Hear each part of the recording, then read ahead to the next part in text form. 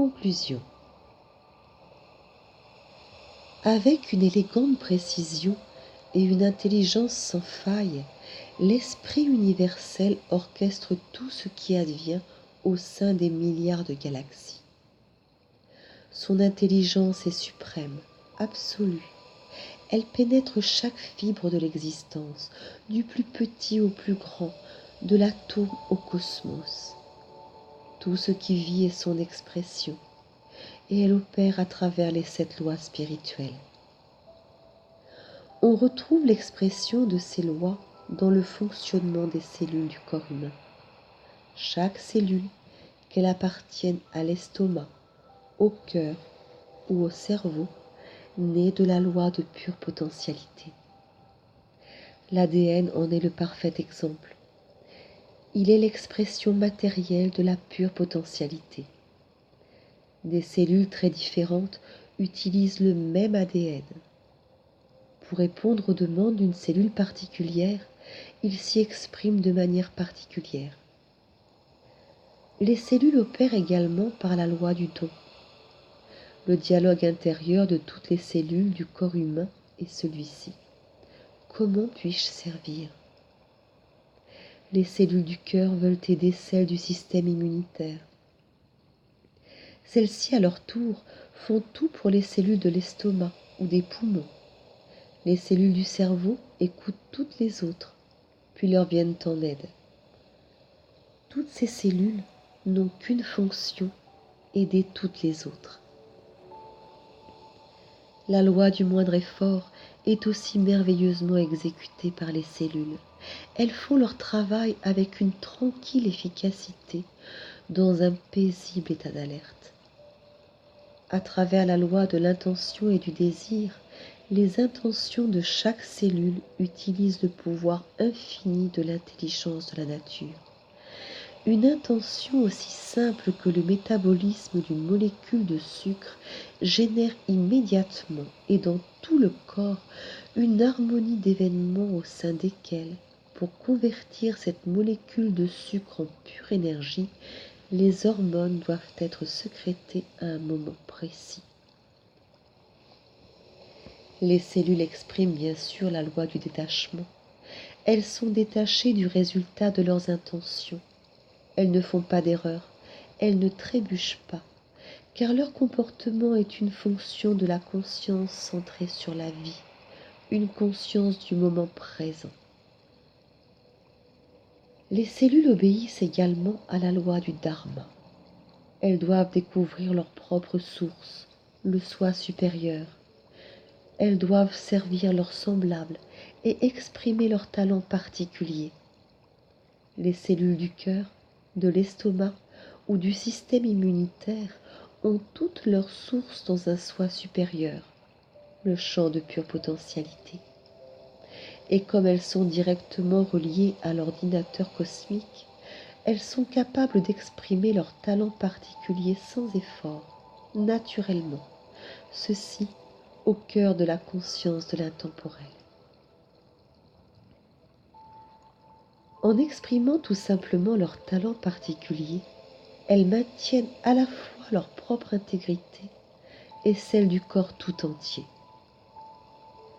Lorsque nous observons le comportement des cellules de notre corps, nous contemplons l'expression la plus extraordinaire et la plus efficace des 7 lois spirituelles, le génie de l'intelligence de la nature, les pensées de Dieu. Le reste n'est que détail. Les 7 lois spirituelles du succès sont des principes puissants. Ils vous permettront d'atteindre la maîtrise de vous-même.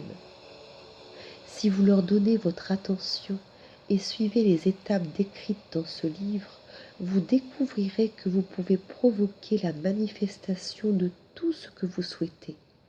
Vous recevrez toute l'abondance, tout l'argent et tout le succès dont vous rêvez.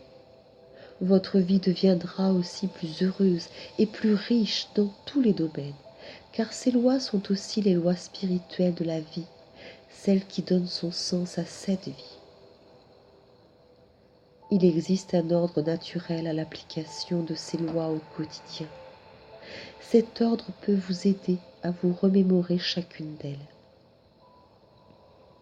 La loi de pure potentialité s'expérimente par le silence, la méditation, le non-jugement et la communion avec la nature, mais elle est activée par la loi du don. Le principe de la loi du don est d'apprendre à offrir ce que vous souhaitez recevoir. Vous activerez de cette manière la loi de pure potentialité. Si vous souhaitez l'abondance, offrez l'abondance. Si vous avez besoin d'argent, partagez le vôtre. Si vous espérez l'amour, le respect et l'affection, apprenez à donner l'amour, le respect et l'affection. Les actions auxquelles vous conduiront la loi du don activeront à leur tour la loi du karma. Vous créerez en effet un bon karma, ce qui rendra votre vie plus facile. Vous n'aurez donc plus autant d'efforts à déployer pour réaliser vos désirs, ce qui vous conduira automatiquement à la loi du moindre effort.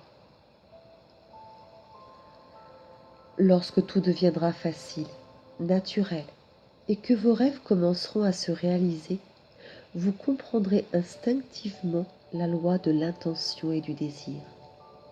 Voir vos désirs se réaliser spontanément vous aidera beaucoup à mettre en pratique la loi du détachement.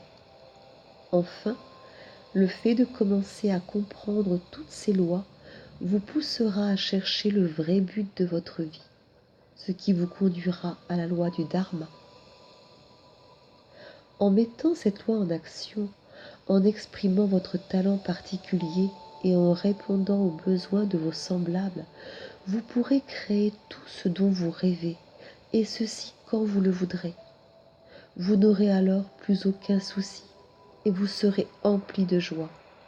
Votre vie sera devenue l'expression de l'amour sans limite.